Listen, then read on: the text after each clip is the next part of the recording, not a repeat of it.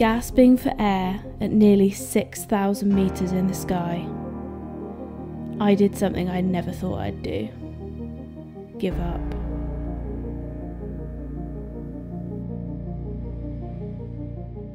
I had only 2 weeks to prepare.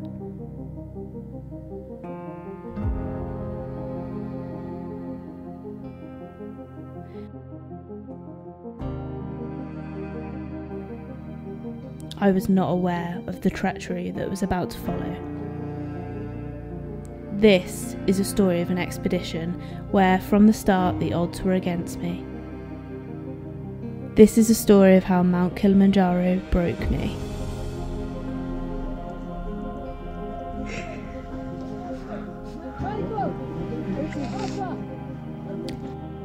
Whilst most people train hard for at least 2 years, I began this challenge from a dangerous disadvantage.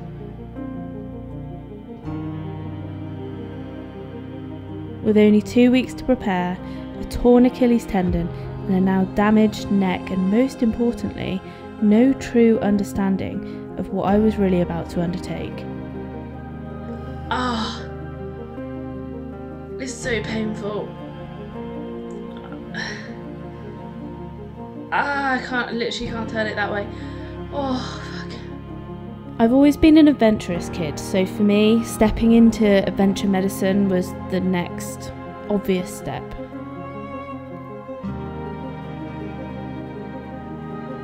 I knew that tonight was going to be my last night of luxury before an early start at the Machami Gate the next morning.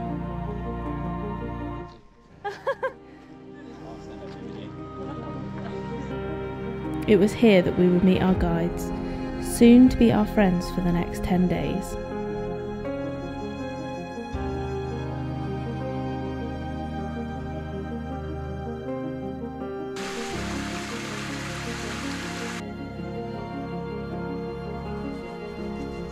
The first day filled me with dread. I was scared for what was about to come.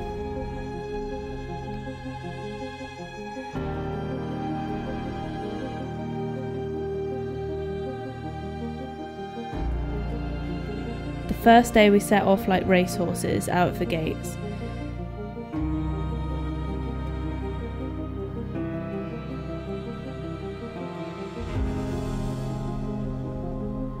Tanzania is a country in the east of Africa, relying heavily on tourism and the exportation of coffee and tropical fruits. These people became my family and my friends. My genuine love and care for these people resonated through, but I would only really understand the meaning behind this until later in the trip. Thanks, I feel like a queen.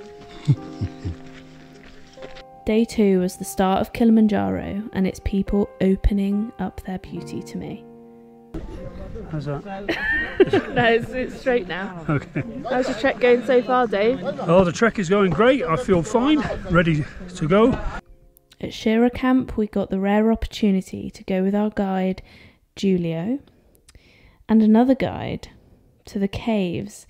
They invited us into their rich culture steeped with history.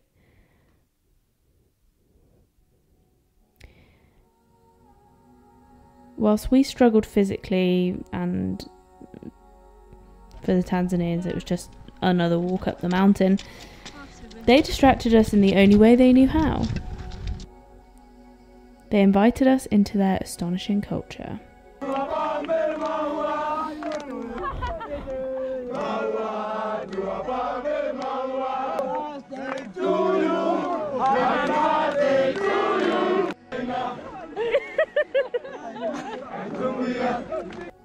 For the most part, Kilimanjaro is not a hard trek. The terrain, whilst rocky and undulating, with long hours on your feet,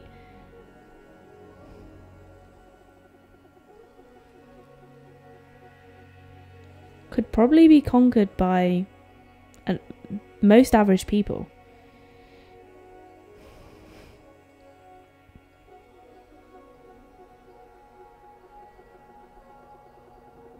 Whilst we were soon to meet the truly deadly killer on this mountain, it was the people that got us through our worst.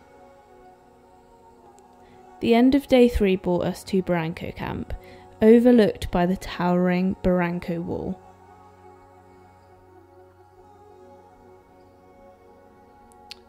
This is the most feared section of this journey.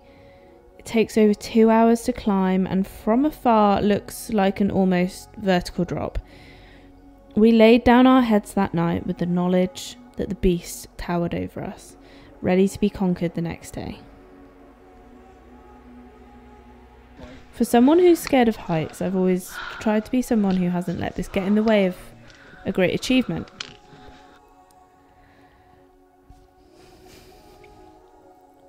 But the Branco wall was full of surprises, and it wasn't as death-defyingly scary as it seemed initially.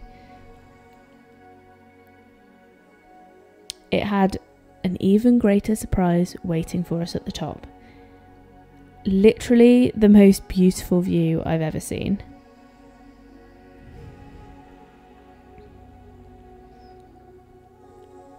Little did we know what was waiting for us the next day.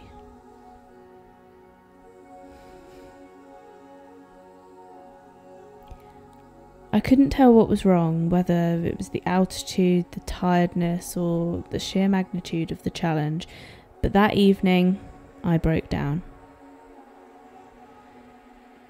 That evening I watched the sunset, with the enormity of the climb that was about to ensue in only 5 hours. The coughing, a concerning sign that the altitude was severely affecting my body in a dangerous way. No, that needs to be redone.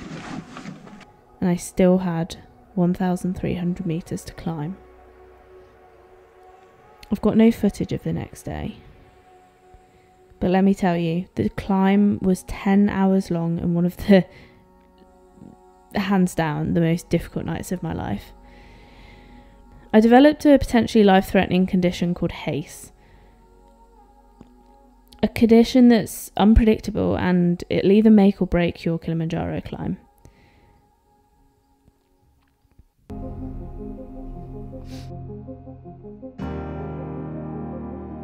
If you want to learn more about HACE, high altitude cerebral edema, which you probably need to if you're going to climb it, if you're going to climb at high altitude, then watch my next video on my experience.